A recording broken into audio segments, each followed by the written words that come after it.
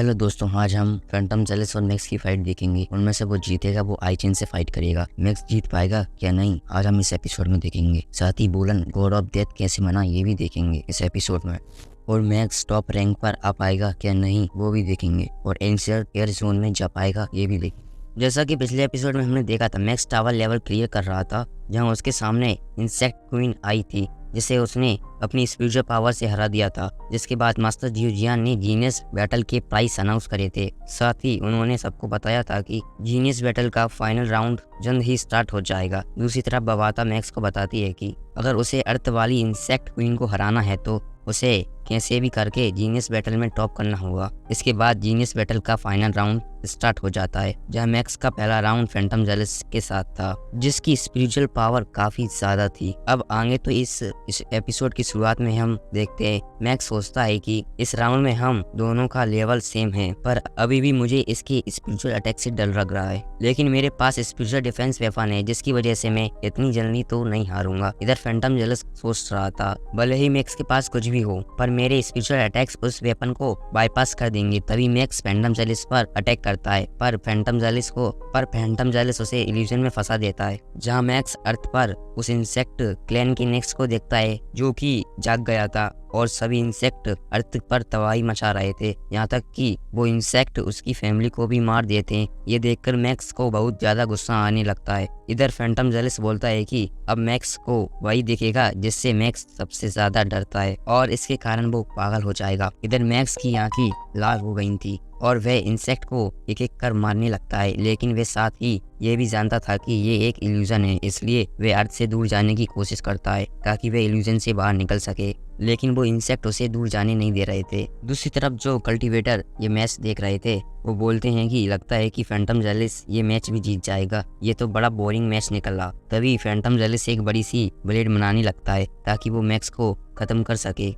ये देखकर जिन्होंने भी मैक्स पर पैसे लगाए थे वे बोलते हैं कि मैक्स जल्दी कुछ करो। इधर मैक्स को वो ब्लेड एक इंसेक्ट की तरह दिख रही थी। दूसरी तरफ कैंगू मानियो ये सब देखकर बोलता है कि मैक्स तुम अपनी स्पिरिचुअल पावर से फैंटम जेलिस के अटैक को नहीं रोक सकते, तुम्हें कुछ और करना होगा। इस तरफ मैक्स सोच रहा था कि मैं इस वक्त जीनियस बैटल में हूँ इसलिए मैं इस इल्यूजन में नहीं फंस सकता। तभी मैक्स उस इंसेक्ट यानी ब्लेड को अपनी सील से रोकते हुए वो सब याद करने लगता है जो मास्टर होंग और मास्टर लीसेन ने उसे अपने माइंड पर काबू रखने के लिए बताया था। अब मैक्स उस ब्लेड को डिस्ट्रॉय करके इल्यूजन से बाहर आ जाता है। तभी फैंटम जेलिस फिर से उसे फंसाने की कोशिश करता है, लेकिन अब की बार मैक्स पर कोई भी असर नहीं हुआ होता। इसके बाद मैक्स अपनी गोल्ड आर्मरमेंट वेपन से स्वॉर्ड बना के फैंटम जेलिस पर अटैक करता है जिसके कारण वह हार जाता है। ये देखकर सभी लोग चौंक जाते हैं कि मैक्स ने फैंटम जेलिस को हरा दिया। इधर बुका भी सोच रही थी कि ये पहली बार है जब फैंटम जेलिस के अटैक बेकार हो गए हों। दूसरी तरफ रोंगजुन भी खुश हो जाता है, साथ ही मैक्स की फैमिली भी काफी खुश थी और मैक्स के बच्चे उसे चेयर कर रहे थे। अब मैक्स लॉबी में वापस आ जाता है जहाँ उसे आई चेन मिलती है जो उसे अपना इंट्रो देते हुए कहती है कि मैं तुम्हें काफी समय से मैसेज में देख रही हूँ, तुम काफी अच्छे वॉरियर हो। इस पर मैक्स भी उसे कहता है कि मैंने भी तुम्हारी सब टेक्निक देखी है जो लाजवाब हैं, ऊपर से तुम काफी फेमस भी हो। इस पे आई चेन कहती है कि तुम्हारे पास मेटल डोमेन है, ऊपर से तुम्हारे वेपन भी काफी स्ट्रॉन्ग है, इसलिए मैं तुमसे लड़ने के लिए काफी एक्साइटेड हूँ क्योंकि तुम्हारी अगली ओपोनेंट मैं ही हूँ। इसके बाद वो अरेना में जाने लगती है। ये देखकर मैक्स सोचता है कि ये अब तक अपने सारे मैसेज जीतती आई है, पता नहीं ये कौन सा ट्रम्प कार्ड छुपा रही है जो ये इतनी कॉन्फिडेंट है। इसके बाद वो दोनों एरिना में आ जाते हैं जहाँ आई चेन मैक्स से कहती है कि तुम मुझे बहुत ज्यादा नर्वस लग रहे हो इसलिए मैं तुम्हें थोड़ा रिलैक्स कर दूं।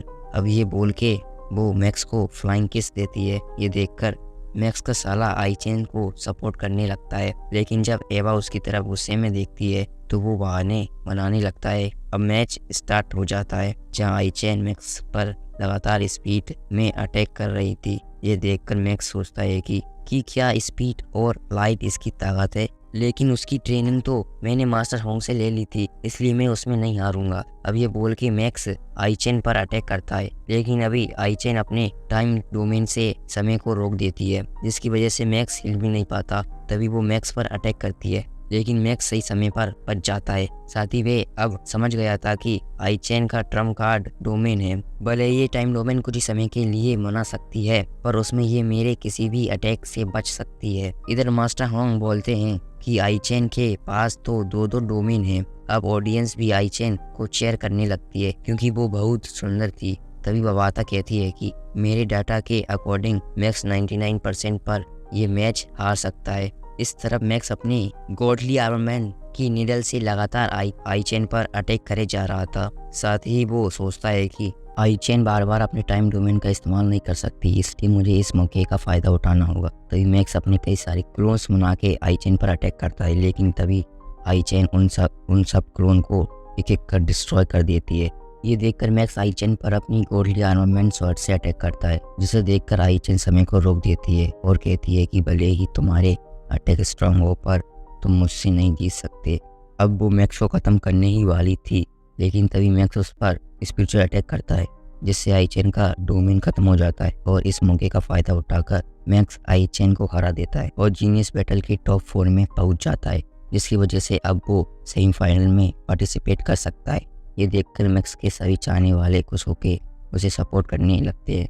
अब मैक्स का अगला ओपोनेंट रोंगजुन या बोलन होने वाले थे, क्योंकि इन दोनों की सेमीफाइनल के लिए फाइट चल रही थी। ये देखकर मैक्स सोचता है कि एक ने मुझे पहले से हरा रखा है और दूसरा इस जीनियस बैटल का नंबर 1 वॉरियर है। पता नहीं अगला मैच मैं कैसे जीतूंगा। तभी आई चेन मैक्स के पास आती है और उससे कहती है कि बोलन बचपन से ही अकेला रहा है। उसने यूनिवर्स में कई जगह घूमी है, लेकिन उसने कभी भी दोस्त नहीं बनाए। साथ ही एक बार वे महीनों तक एक प्लेनेट पर रुका था, जिस पर एलियन फोर्स ने अटैक कर दिया था, लेकिन बोलन ने उन सभी को मार दिया था और उस प्लेनेट के लोगों को बचा लिया था। ये देखकर जब उन प्लेनेट के लोगों ने को थैंक यू बोला था, तो बोलन ने कहा था कि ये उसने बस अपनी ट्रेनिंग के लिए करा है, इसलिए तभी से वह गॉड ऑफ डेथ के नाम से जाना जाता है।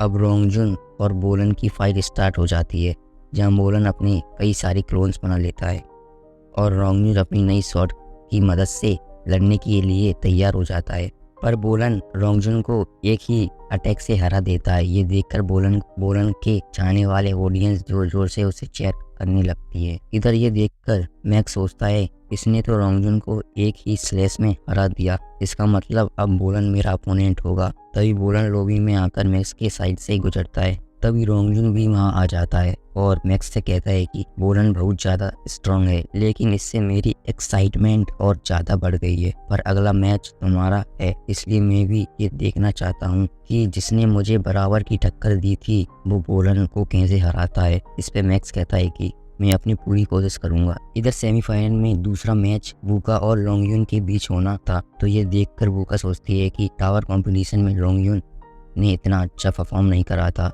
अब वो सेमीफाइनल में पहुंच गया है, इसलिए मैं इसे अंडर एस्टिमेट नहीं करूंगी। इधर मैक्स सोच रहा था कि कल मुझे पता चल जाएगा कि क्या मैं एंशन एयर स्पेस में जा पाऊंगा या नहीं, और अर्थ वाली इंसेक्ट क्वीन को हरा पाऊंगा या नहीं, पर मुझे कैसे भी जीतना ही होगा।